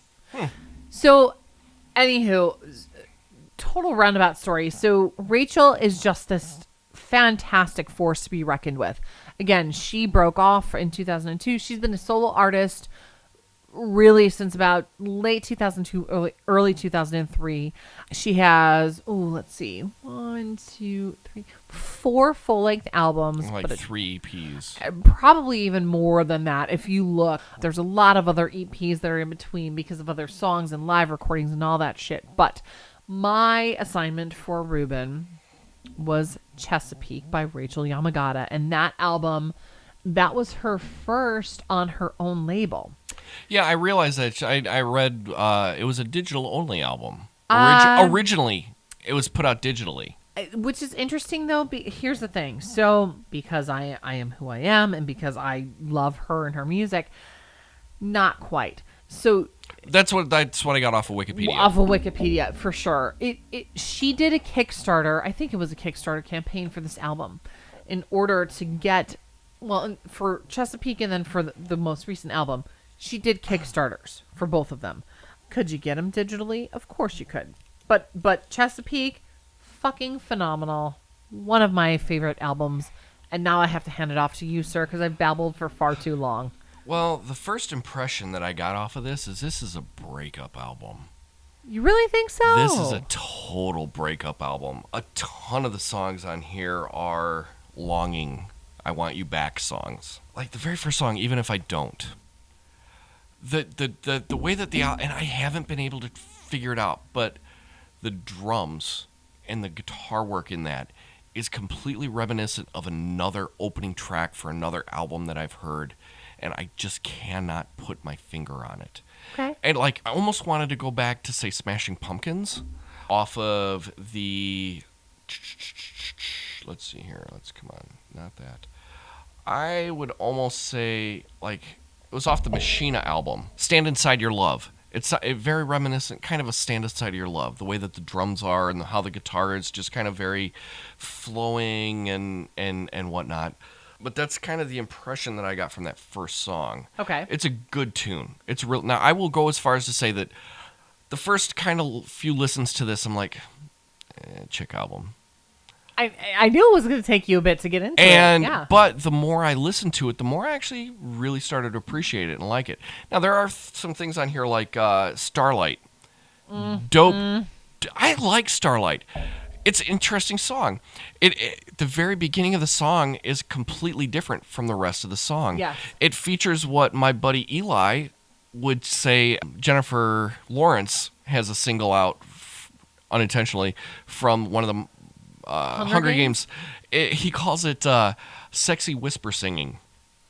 In the beginning of Starlight, yes. Yeah, Starlight. But, and then it gets like there's a lot of, there are some cliche in this album. Okay. That really kind of like hung me up a bit. Like in Starlight, she says something to the effect of, you remind me, or you are just like a cool glass of water. And I'm like, is this 1942? Like, really? That's like, the lyrics on the rest of the song are awesome, but that was the one lyric that was just like, I don't know if I can, it's such a weird, like, a weird choice. It's a very weird choice. Saturday Morning I really liked. Did you really? I didn't think you would like that song. It's a cute song, you know, but at the same time, at the very end of it, she's like, I don't know who left who first. I don't think it was a cool glass of water. No, it was a cool glass of water. I don't think so. It was. I just listened to it like right on the way over here. So we've just confided and confirmed I was right. But it was just one of those lyrics, the cool glass of water. I'm like, like, oh, I thought it was trite. He's a cool glass of water. Like, all right, this is the 1940s. We're writing a newspaper. Extra, extra, read all about it. Yeah, Saturday Morning was cute. It's a good song. But, like, still, again, it's like that. This album would not pass the Bledsoe test. And that's like, it's like this big feminist thing where, for movies where the female protagonist can't go through the entire movie without pining or trying to get back with the guy. Gotcha. And there's a lot of, I want you back on this album. I should have assigned you the very first album. Like Miles on a Car is like, I am totally, it's a good tune. It's a good tune. Miles on a Car is like, I'm going to drive back to you. We're going to figure this out, blah, blah, blah, blah, blah. Now, You Won't Let Me is my highlight of this album. Did you shed a tear a little bit? No. But it's a you should have. goddamn good song. Yeah. And I got Kim Carnes out of that. That's an interesting comparison. Her vocal performance, that vocal raspy quality, vocal performance is very Kim Carnes. She's got Betty Davis eyes. It's funny, though, that you say that because a lot of people early on in Rachel's career compared her to Fiona Apple or Norah Jones, which honestly, I get it because the piano playing kind of shit, but Rachel But not really. is not like either. Well, the weird thing about even comparing that to Fiona Apple, Shadowboxer was the only album, or the only song on the first album she played piano on. Yes. Exactly. That's why I don't understand. You know what? it. It's the smokiness of the voice. It is the smoky voice, but again, I don't think that she compares to either one of them. And I'm not saying no. she's Like lyrical superior. content, nothing. No, I understand exactly what you're saying. It's not a comparison. But in my mind. those two people are two people I would have never even have thought about. But thank you. Cheers to that, because that's what I've been saying for fucking 14 years. No, but for You Won't Let Me, man, I heard Kim Carnes in that. Like, and you know who I'm speaking with when I'm Kim Carnes, right? Betty Davis Betty Eyes. Davis baby. Eyes. Of course I know. I had to explain that to somebody earlier today, and they were like, huh? Ugh. Let's see. The way What it about seemed. Deal Breaker? Deal breaker. For me, like a lot of times, like the last two songs on the album just seem to be filler, and it doesn't matter who it is. It doesn't matter who it is for me. And like Full On's a decent tune. Now, I Don't Want to Be Your Mother. I didn't care for that song. I got Jeff Buckley out of that. I could see that. Like at the very first, I don't want to be your mother. I'm thinking Hallelujah. But that's a cover song, though. Yeah, it's his cover of the guy that just passed away. Why can't I? Three Maker's Marks in. That's why I can't think of Leonard Cohen. Mm-hmm. But Buckley's version is different than Cohen's version. It is, but it follows the same cadence. It's the same cadence, but the first, like, I don't want to be your mother. Really? Like, That's yeah. interesting. It like, that's the first thing that popped into my head when I heard it was like, yeah, wow. I'm like, wow, is she going to do a cover, like, with different words? Because, like, I've got an album at home of Soundgarden. And when Bad Motorfinger came out, they came out with a secondary disc on that. It was a limited edition bonus CD called Psalms, which was short for Satan, Oscillate My Metallic Sonata, which is a, what is it when you can flip it backwards and forwards and it says the same thing? Oh, shit. This is what No. No. But you guys know what I'm talking about. Yes. But it's the same backwards and forwards. Satan, Oscillate My Metallic Sonata says the same thing when you write it backwards and forwards. Subliminal messages. No. No? No. No, yeah, that's the wine talking. No. Totally not subliminal Hey, Siri. messages. It's a palindrome. And everybody's fucking phone that listens into this is now going to have Siri pop up. Cut that out. But yeah, no, it's a palindrome. And on that, they do a cover of Into the Void by Black Sabbath. But instead of using Ozzy's lyrics for Into the Void, they have they use a poem that was written by a Native American chief named South. And they use that poem as the lyrics to the song. Cut out the subliminal part. Keep the subliminal part. Cut it out. Anyway. So, but yeah, that's kind of what I was like. I was like, man, is she going to kind of do Hallelujah with different lyrics? Because, like, okay, so folks know, I am a church-going guy. And there's an artist named Chris Tomlin. He's a Christian artist. But he also did Hallelujah. And he added like 3 verses to it to make it more of a worship tune. So it's not out of the ordinary for something like that to happen. Sure. So I'm like, man, maybe she just kind of changed up the lyrics. And then, like, after that first line, it totally deviates. But that was the first impression I got was like, damn, she's doing Jeff Buckley on this. That's interesting. But overall, it's a good album. I would happy to hear that. I would listen to this album again. And it was weird because, like, when we were in Florida, I had it on the stereo when we were going to the airport, and Kirsten's like, what is this? I'm like, well, it's Rachael Yamagata. She's like, oh, was this your assignment this week? And I'm like, yeah. And I'm like, why? She's like, well, this doesn't sound like anything that you would listen to. And she's right, though. But she's not. Like, I love my wife, but dude, you know my taste is very eclectic. It is. And just because the fact that you've recommended her to me for God knows how long and I haven't listened to it doesn't necessarily mean that it was something that I wouldn't listen to. I was a Jewel fan for freaking decade. I'm still a Jewel fan. Yeah. However, I honestly have to agree with your wife though, because I didn't think that you would dig it. And I really want you, I hope, would you suggest the album? Would you suggest? Yeah, I would recommend it to people. It's a good album. And even the Elephants album, I think I listened to about the first half of Elephants. And it was a different tonal album. Yeah. Like, thematically, like, tonally, it's different. They're like, the songs are very different. But tonally, it's definitely, it's like Blood on the Tracks by Bob Dylan. It's very much a breakup album. If you want to hear, if you listen to only part of Elephants, I suggest listening to both. I'll eventually listen to the whole thing. The reason why I suggest that though is because the first part, so it's in full length, and then there's like an EP. It's an EP, right? And so she does a song with Ray LaMontagne. Like they're very different. Mm-hmm. So it's you get one vibe from the full length, and then you get a totally fucking separate vibe from the EP. Right. Her newest album though, Tightrope Walker, I didn't want to suggest that to you, even though in my core I was like, oh my god, he should listen to it. But I'm like, no. He needs to listen to some older stuff first. Right, to gain that appreciation. Yes. Now, the weird thing is sometimes I'll find the old album first, and I'll go to listen to the new stuff, and I'm like, what the fuck are they doing? Or I don't think you would feel that way. And conversely, Walker. There's stuff that, like, there have been bands that I've gotten into their new stuff, and I listen to their old stuff, and I'm like, You're like, that sucked balls. I think you would dig, if you liked Chesapeake, I think you would dig Tightrope Walker. It's a solid release. It is. Well, and like I said, You Won't Let Me is probably my favorite song on the album. My pick on the album. I mean, it's very, like, it's got that like It's the guttural. Well, it's that guttural, but it's emotion. also like it has that feel of that 70s, like very Carole King. Carole King, yeah, very Carole King-ish. Who's that? Living with it. Oh God, I can't sing. I'm sorry if I destroy your ears with my stupid voice. But there's that one song that I kept thinking of, and it was like, living is without you.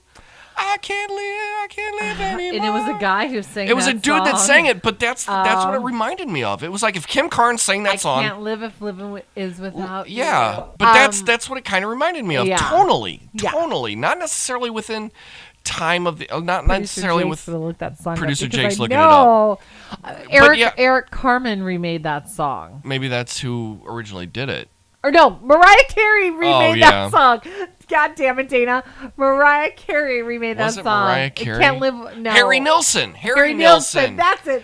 Who We also would wrote come "Put to the it. lime in the coconut and shake it all around." Yes, it was Harry Nilsson that did We "Lime in the would Coconut." come to it in like an hour from now. That's interesting yeah. that you compare that to that. It's very similar tonally to that song.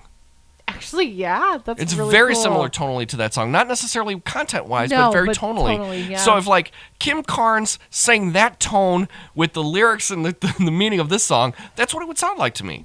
But, yeah, You Won't Let Me is the highlight for the album to me. That one is fantastic. And I like...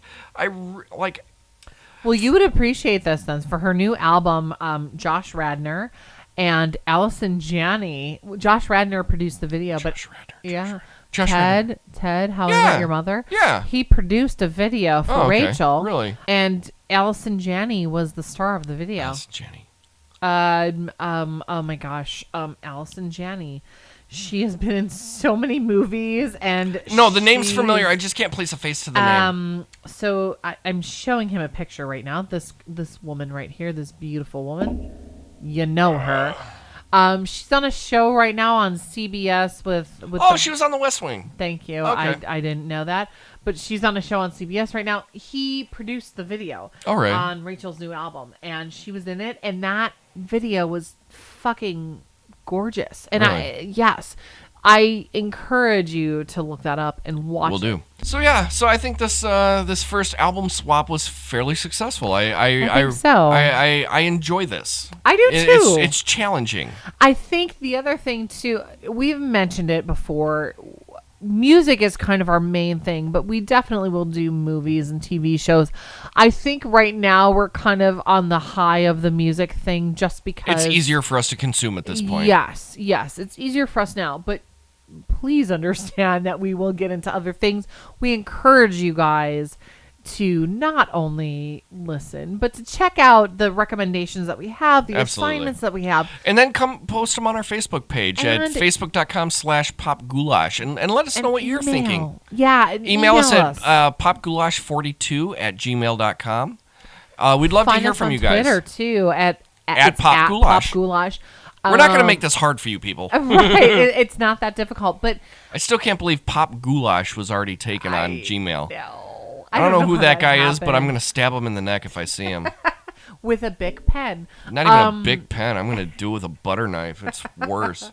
That might take Or a like Bic- 10 years or to a happen. Bic lighter. We're talking about murder too. That's great. At any rate, though, we really encourage you guys to send us feedback and to send us suggestions because here's the thing.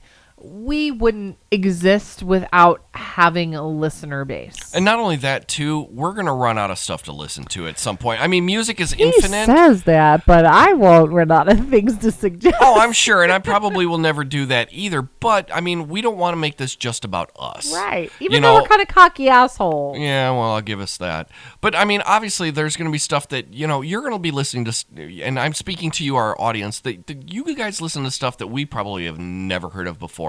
And trust me, if there is an album that you guys have by, like, a local artist that, like, you guys need to listen to this, obviously, we might not be able to buy that album, but we could, if you email us, we'll figure out a Dropbox way to get it to us so that we can listen to We'll it. just figure it out. And I mean, a couple people have asked about YouTube. If we're going to post the episodes on YouTube, that's something that we will look to do down the road. Yeah, I don't think it's going to be a thing right now. Yeah, Dana's got school, I got kids, and producer Jake is also producing his own podcast called Rags to Races, which if you are a race fan and car fanatic, I would definitely recommend you checking out. Thank you. So, but yeah, so that is our episode for this week. Now it's been time. a little bit all over the place. Yeah, we're this is going to be a little bit of a long one this week. So, I hope you've enjoyed it. Now it is time for our challenge for next week. Okay. Dana's already told me that she hadn't quite thought of what to recommend for me this week, but I already had something in the bank. So He did. Lay it on me. all right, so I'm going to say that the album I'm going to recommend to you is rather a sister album to what you've recommended for Rachel. For me, Okay. I'm going to recommend to you Dave Pirner from Soul Asylum's only solo album called Faces and Names. It is I'm not going to go far and describe it to you, but it is one of my favorite solo albums from any frontman. I will. I'm happy to check that out though because I love Soul Asylum. Love them very The album much. came out in 2002, kind Okay. of under the radar. Now, I saw Soul Asylum shortly after that Ah, at Otto's in DeKalb. son of a gun. And I was hoping that they would play some of the song. He would play some He of the song. wouldn't, No, though, they didn't do it. because it was all banned, Yeah. right? I am happy for that, but now my challenge for you, and we kind of had that discussion earlier tonight. I know you worked at a record store, and I know you heard the album Grace by Jeff Buckley, but I want you to hear the posthumous release and listen to Sketches for My Sweetheart the Drunk. Now, I will say, again, Buckley is one of those artists that I respect, Sure. but I can't say that I like. Now, vocally, he's amazing. Yeah. But You Like, know who his dad was, right? well, Tim his- Buckley? Yeah, he was an artist as well. And they both drown in very No. I No, thought no. well, his dad drowned. His dad did not drown. His I thought dad his died dad- of a heroin overdose. Oh, really? Okay. Yeah. I thought they'd both drowned. But this will be a challenge for me because Good. Buckley going woo over every song on the Grace album really was just like, oh, come on, man. I know you can sing. You don't have to keep doing it to prove to me that you can sing. And I say, fuck you, sir. But I kid. I get it. I get where you're coming from. I understand that. However, Grace will always be one of my top 3. Now, But- So Real is a dope-ass song on that album because it Yeah. sounds like nothing else on that album. I agree. And Hallelujah is just a standard at this point for him. Yeah. But the rest of it, I was just like, oh, God. I think you would have a different appreciation now. But Sketches for My Sweetheart the Drunk, you have to listen to that. I feel like that's going to be a different experience for you than Grace. Grace, of Damn, course. there's 20 songs on this album. Yeah, I think it's a double album, if I'm not mistaken. Oh, God. Yeah. And, okay, just so you know, and just for sheer... I have kind of an issue with double albums. They're not my favorite either, but I think this one, I think you will have appreciation. Maybe not in every song. I don't expect that, but I think when you listen to this, because you understand, right? This was the posthumous release. Yeah, and it's probably stuff that he was recording, Yes. stuff that he had in the banks. He moved and... down south to fucking record shit, and he recorded this shit. Yeah. Shh. Don't give me spoilers. I'm not going to give you all the spoilers. Like if you tell me more about the production and what went into the album, I'm going to come into it with a preconceived I knowledge. could tell you way more, but I'm not going sure. to. So shut your fucking mouth. Fuck you. Fuck you. I'm telling you, though, listen to it and develop the appreciation for it because I think that you will enjoy it. Yeah, I'll give it a shot. I do. So, all right, guys. So that's our episode for this week. We are like at over an hour and We're 40 like minutes. half an hour later than we should be. Yeah, but I appreciate you guys for sticking in for the long run. And like I said before, we're not going to get political on this thing, but I will say in today's climate, and this will be our tagline probably from here on out, just be good to each other. That's fantastic. Yes. Have a great week, guys. Good night, guys.